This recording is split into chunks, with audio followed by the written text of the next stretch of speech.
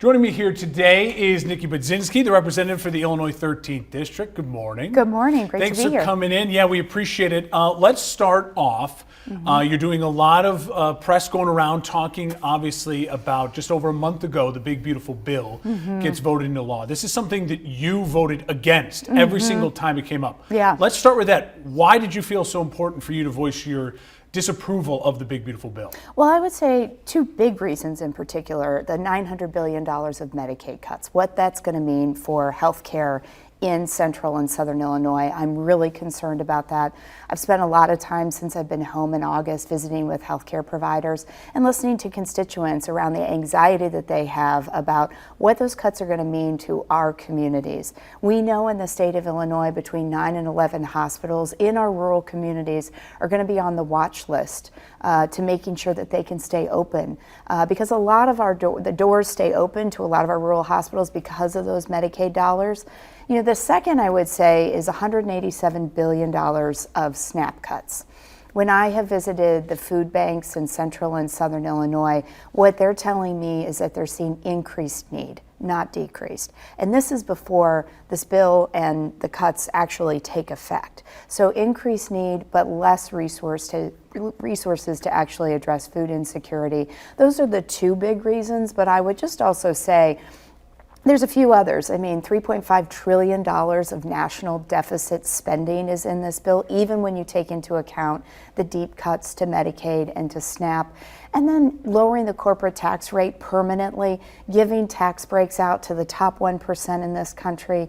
You know, I think we need middle class relief. There is some of that in this bill, but a lot of that is only temporary. It's not permanent.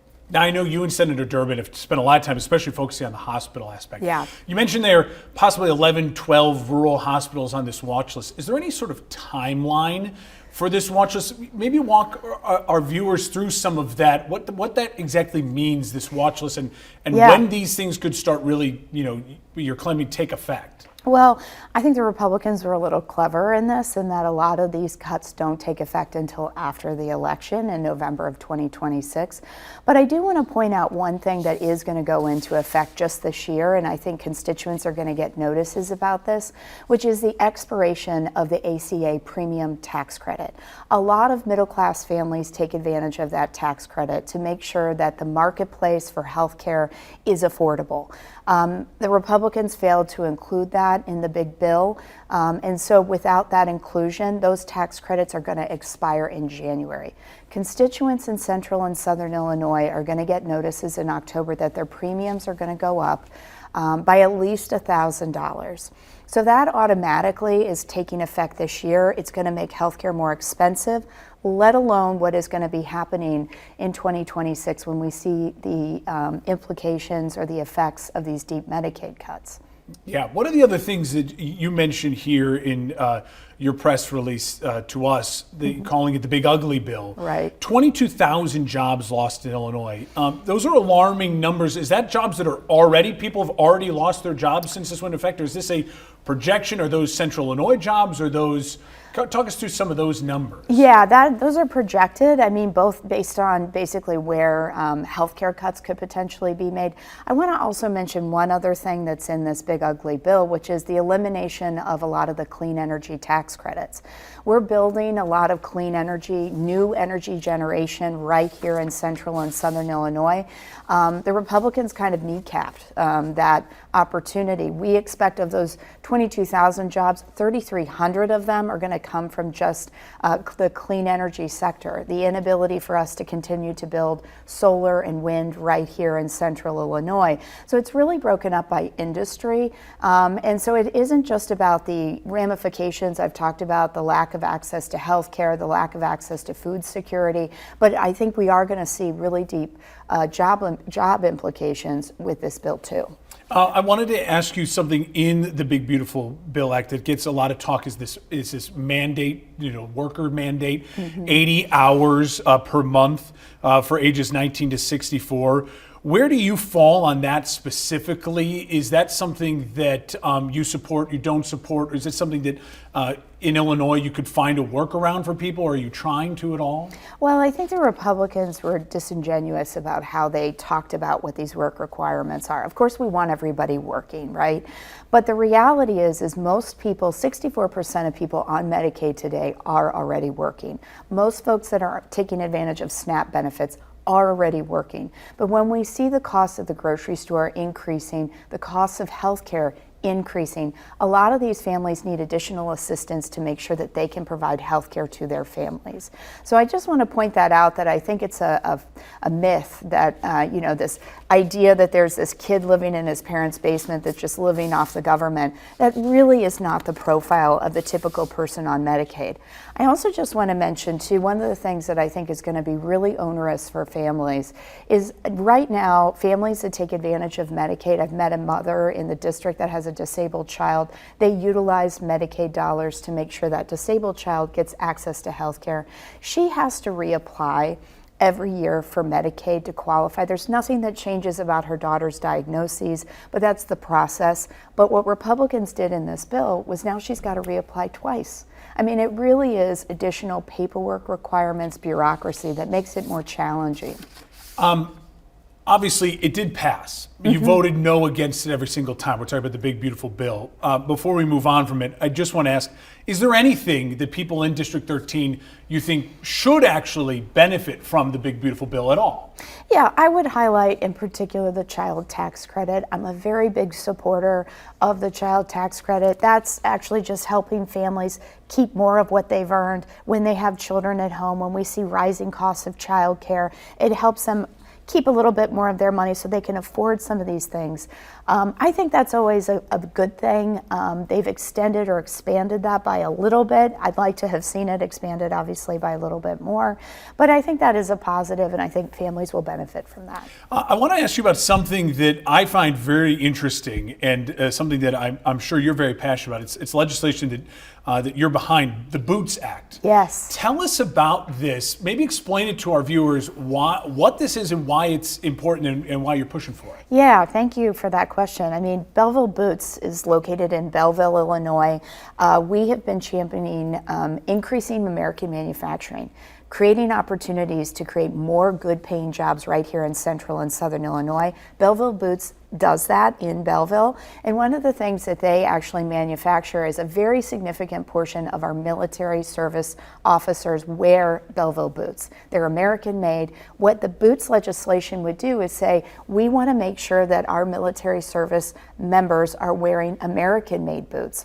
There are a lot of other foreign options for our soldiers to wear, produced in places like China. We think that in some ways this is a national security issue. We want to make sure that we're producing enough of the things that our service members need right here in the United States. That's a domestic benefit for us. It creates good paying jobs, and they're great boots. I've actually had the opportunity to visit the facility and meet with the workers, meet with the management. It's a great place. Yeah, I can't imagine signing up to serve my country and then you get handed your uniform and it says made in China. Exactly. Exactly. It's quite shocking. So I definitely want to make sure I asked you about that.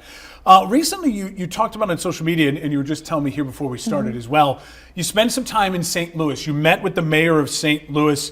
You said in social media, St. Louis is an essential partner to communities here in Illinois 13, which stretches from Champaign area through Decatur and Springfield all the way down to the East St. Louis area. Right. What can St. Louis do to partner in this creation, the foster a relationship that will benefit the Springfield, Decatur, Champaign communities, in your opinion? Yeah, well, when you look at the western side of this district, the way I look at St. Louis is it's a regional partner. We want to see St. Louis be successful because then that creates opportunity on the Illinois side of the Mississippi River. So meeting with the new mayor, Mayor Spencer, was an opportunity for us to talk about some of the great industries that we have in that region that benefit the Metro East and throughout central and southern Illinois. Illinois. One of the great assets we have that's just outside of my district, but I have a lot of folks that live in my district but work at Scott Air Force Base, what we can be doing to support and take a regional approach. She really liked that idea. I'd highlight in particular on the western side of the district, we're really leading in the aviation industry. We've got Boeing, Gulfstream, Westar. These are great aviation industry partners. We want to see them grow and thrive in the area. And I think having a good partnership with the mayor is just smart. Yeah. A couple other things here I want to get to really quickly. Obviously, redistricting is one of the hot words and button topics nationally right now. Yep. We see what started in Texas, moving to California, the governor of New York talking about it. District 13 in Illinois gets a lot of attention when we talk about redistricting and the look and the shape of districts. Obviously, the Princeton University gerrymandering project gives Illinois an overall F grade. You represent Illinois 13.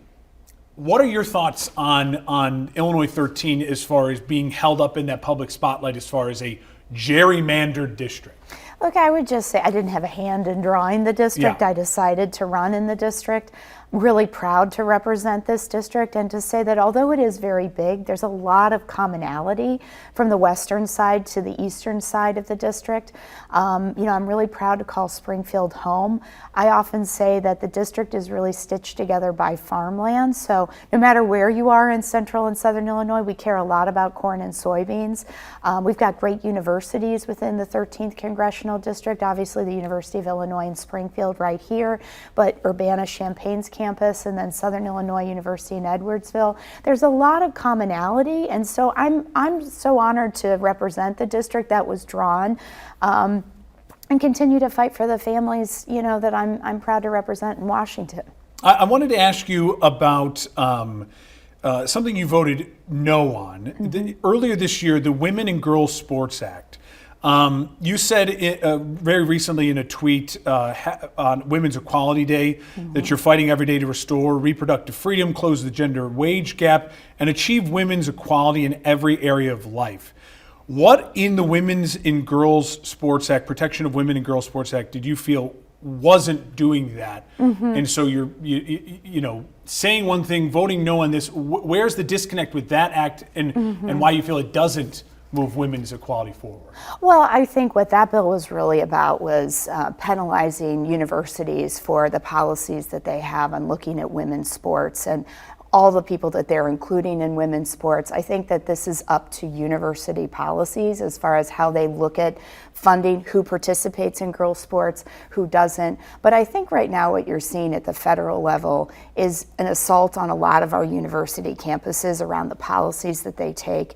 I think that in voting against that bill, I thought it would unfairly penalize universities and the decisions that they need to be making in the best interest of the students. Okay, and finally, before we let you go, in a year from now, we'll be in a very unique spot as far as what our country goes through as we prepare for the next election. Are you running again in Illinois 13? Have you thought about that? Have you made any sort of official declaration? If so, can you speak on that? Yeah, of course. I'm really excited to be running for a third term to represent the 13th Congressional District. We're actually in the throes right now of doing petitions, so we've been circulating petitions to get on the ballot, which is, of course, the first most important step. But I look forward to, over this next year and a half, of continuing to meet with constituents, talk about the issues. I think it's two things. It's one, talking about my record, how I've delivered for the 13th Congressional District on the issues that matter most, whether it's infrastructure, whether it's helping to build out our bioeconomy right here in central Illinois. The Springfield Rail Project was something that I was incredibly proud to help bring back the dollars at the federal level to complete that project, talking about those real deliverables, but also holding this administration accountable. I mean, I think a lot of folks are scared right now about what they see that's happening just recently at the CDC, some of the decisions they've been making as it relates to public health, what's happening with the federal workforce. I think those are the kind of things. Want to hold this administration accountable but also focusing on delivering for the district. So we'll be talking about both these things as I reach out to voters and ask for their support. Representative Budzinski, we appreciate your time this morning. Thank you. You're welcome. Thank you for watching. Make sure you subscribe to our YouTube channel and watch more videos from News Channel 20.